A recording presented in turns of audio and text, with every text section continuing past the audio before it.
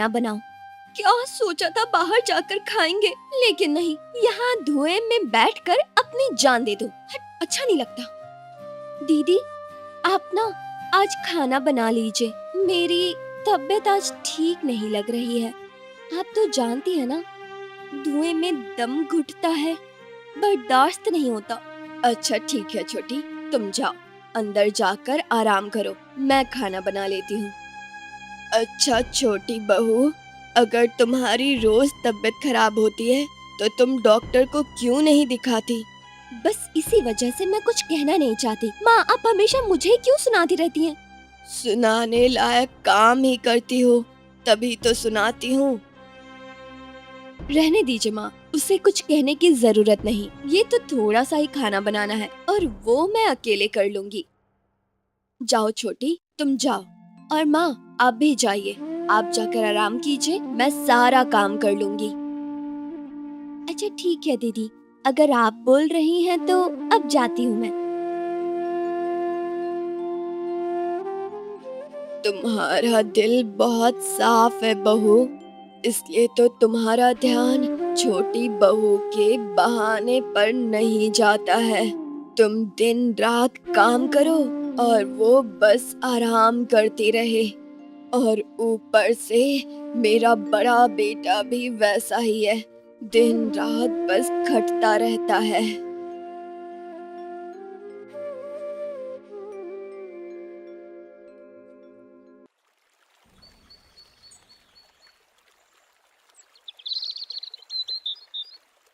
महेश, ओ महेश, घर पर हो क्या?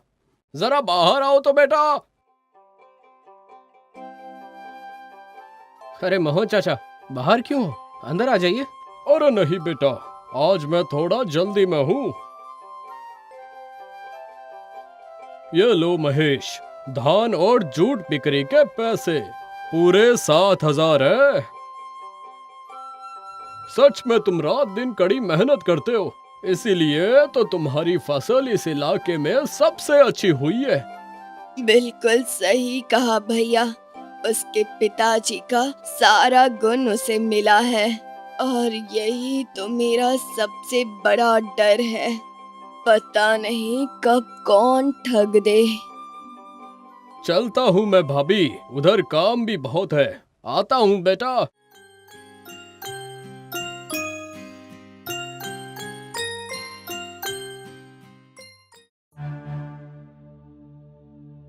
जरा दिखाओ तो। वाह भैया, आपने तो बहुत अच्छा काम किया है। ये लो भैया, आपके हिस्से के 35,000 रुपए। मतलब 70,000 में से 35,000 मेरे और 35,000 आपके। थैंक यू भैया, चलो मेरा बहुत बड़ा काम हो गया। क्यों रे निखिल, तू क्यों पैसा ले रहा है उससे? तूने क्या कभी उसके साथ धूप में काम किया है? मैं क्यों काम करने जाऊं? जमीन में हम दोनों भाइयों का हिस्सा है, इसलिए जो मिलेगा दोनों भाइयों का बराबर ही होगा ना, बताइए। बिल्कुल भी नहीं। अगर ऐसा है तो फिर तेरे पढ़ाई का सारा खर्चा तेरे भैया ने ही उठाया है।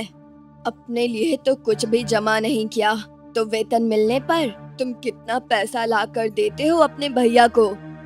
रहने दो ना माँ, ये तो मेरा छोटा भाई है और ये मुझसे हर बार तो पैसे लेता नहीं है। चलो, अब आप इस पर गुस्सा मत कीजिए।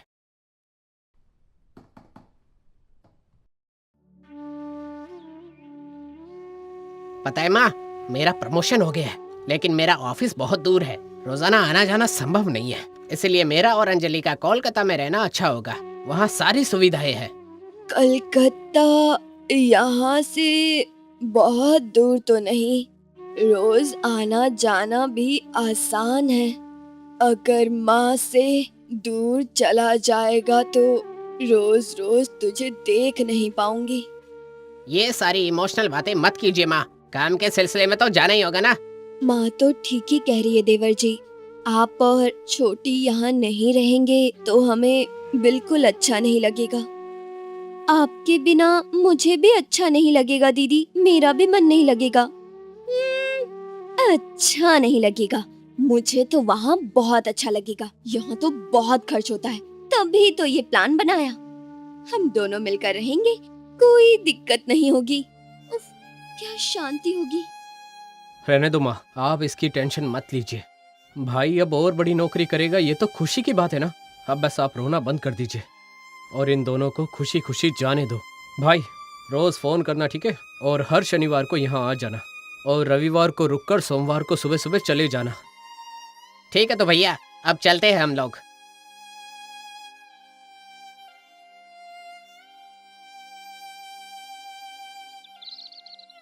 निखिल और उसकी पत्नी चले जाते हैं। उसके बाद दिन बीतते हैं, फिर महीने और फिर साल। निखिल अब माँ और भाई के संपर्क में नहीं था। महेश के फोन करने पर वो ऊपरी मन से थोड़ा बहुत बात करके फोन रख देता था। वहीं बढ़ती उम्र की वजह से दीपा का शरीर अंदर ही अंदर टूटने लगा और वो धीरे धीरे बिस्तर पर चली गई। वो हर रोज अपनी छोटी बहू और बेटी की खबर लेती थी, लेकिन उनके पास अपने परिवार के बारे में सोचने का समय ही नहीं था। माँ आप चिंता मत कीजिए माँ, निखिल और छोटी बहू जल्द ही आते होंगे।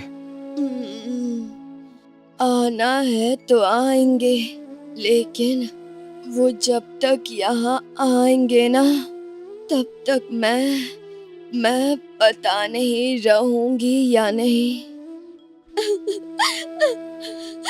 ऐसा मत कहिए माँ जी, मत कहिए ऐसा। आपके बिना हम लोग अनाथ हो जाएंगे। नहीं बहू, तुम तो मेरी बेटी हो बहू। मेरा आशीर्वाद हमेशा तुम लोगों पर बना रहेगा।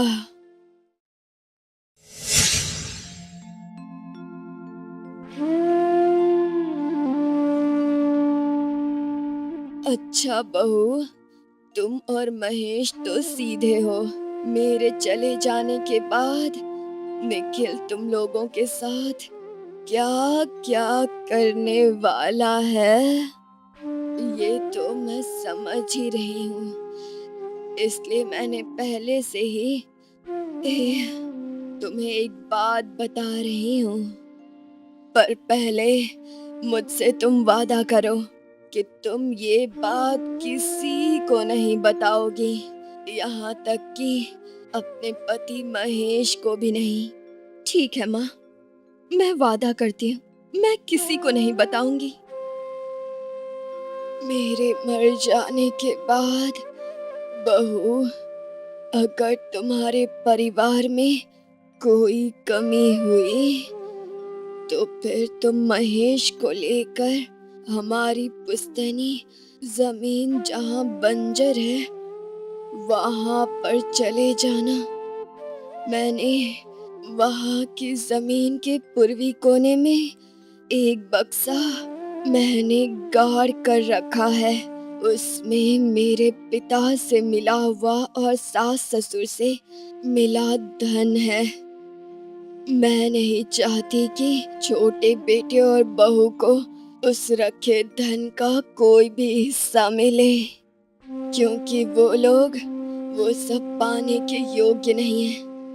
और तुम अगर अभी महेश को बता दोगी तो वो सब कुछ निकाल कर छोटे बेटे और बहू को दे देगा। लेकिन माँ, नहीं, लेकिन वेकिन कुछ नहीं।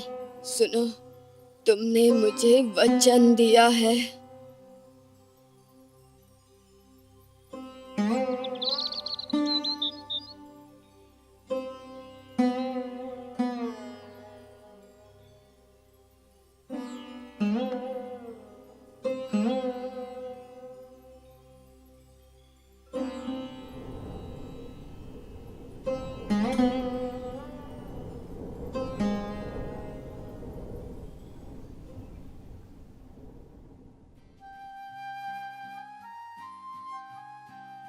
देखो भैया, आप उस जमीन पर अब तक खेती करते आए हैं जो पिताजी हम दोनों के लिए छोड़ गए थे। मैंने उस जमीन में से कुछ नहीं लिया। हाँ भाई, तुम अपना हिस्सा ले लो, तब तो और अच्छा होगा। दोनों भाई मिलकर खेती करेंगे। वो तो लेना ही है, वो भी ब्याज के साथ। एक और बात, मैं शहर से यहाँ खेती करने नहीं आऊंगा, इसलिए मैं अपने हिस्से की सारी जमीन बेचकर यहाँ से हमेशा के लिए चला जाऊंगा। ये तुम क्या कह रहे हो? अब नहीं आऊंगा? और ब्याज का क्या मतलब है तुम्हारा? मेरे कहने का ये मतलब है कि भैया, झील के किनारे की तीनों जमीन मेरी होनी चाहिए और बाकी आप उत्तर किनारे की जमीन ले लो। ये क्या कह रहे हैं देवर जी? हम दोनों के लिए वो उत्तर वाली जमीन? वहाँ पर तो कोई खेती भी नहीं होती है, हम लोग क्या खाएंगे बताइए? अब ये क्यों बताएंगे? भैया को बोलिए। और वैसे भी ये घर तो आप लोगों का ही रहेगा ना। इसके बाद महेश और उसकी बीवी ने कुछ नहीं कहा। माँ को खोने के बाद दोनों बहुत ही असहाय थे। इधर निखिल उत्तरी जमीन छोड़कर सारी जमीन बेच देता है और वहाँ से चला जाता है।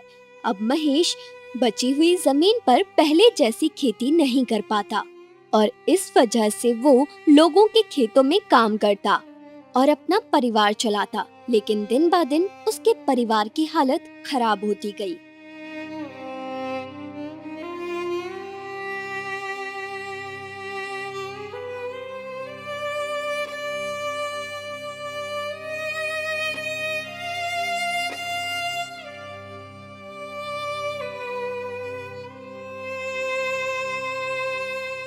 सुनिए, ए जी, सो गए हैं क्या? सुनिए ना, अरे उठिए ना एक बार। क्या हुआ? क्यों बुला रही हो? पहले उठिए तो। चलिए चलिए मेरे साथ चलिए, वहाँ उत्तरी जमीन पर चलिए, अभी के अभी। इतनी रात को उत्तर की जमीन? और क्यों जाना है वहां? वो जगह तो झाड़ियों से भरी हुई है। तुम आखिर वहां जाकर क्या करोगी? माँ ने मुझे जो भी कहा था, मुझे उनका पालन करना है। माँ ने तुमसे क्या कहा था? पहले चलिए तो आप यहाँ से, बाद में बताती हूँ। और साथ में कुदाल भी ले चलिए।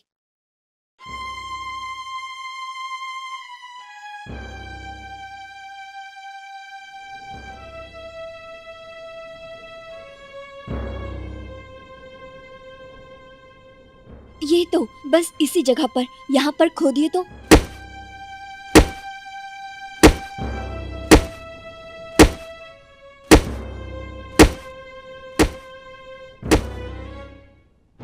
ये देखो, मुझे यहाँ पर एक बक्सा मिला है।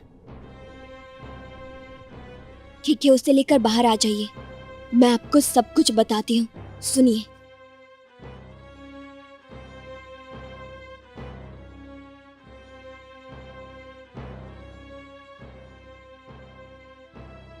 अब समझा मैं, तभी तो तुमने मुझसे कुछ नहीं कहा। ठीक है, रुको मैं बक्सा खोलता हूँ। ये क्या, इतना सारा सोना? अरे यहाँ तो एक कागज भी रखा हुआ है। ये सब माँ के गहने हैं और लगता है ये माँ की चिट्ठी है। रुकिए, मैं पढ़ कर देखती हूँ। बड़ी बहू, तुमने जरूर मेरा कहना माना होगा। मैं जानती हूँ, मेरे जाने के बाद जब तुम ये चिट्ठी पढ़ रही होगी तो बस महेश होगा वहाँ। सुनो बेटा महेश, इस बक्से में रखे सोने के गहने तुम लोगों के हैं। इन गहनों को बहुत साल पहले तुम्हारे दादा और दादी यानी कि मेरे सास ससुर जी देकर गए थे और कहा था कि इस कुल में जो सबसे बेहतर और मेहनती होगा उसी पर इस बक्से का अधिकार होगा। निखिल बचपन से ही बहुत ही ज्यादा चालाक और ईर्ष्यालु किस्म का था। मैं जानती हूँ मेरे मरने के बाद भी वो तुम लोगों को धोखा देगा। हो सकता है आज तुम्हारी हालत ठीक ना हो, इसलिए बहू, ये गहने तुम दोनों की सच्चाई और अच्छाई का उपहार है। तुम लोग इसे अपने काम में लगाना, तुम्हारे अच्छे दिन वापस आएंगे। मैं तो अपने छोटे बेटे को बदल नहीं पाई, लेकिन माँ होने के नाते मैं बस इतना चाहती हूँ कि सब ठीक रहे। मेरा बड़ा बेटा बहुत ही सरल है बहू, उसका थोड़ा ख्याल रखना बेटी। सदा खुश रहो।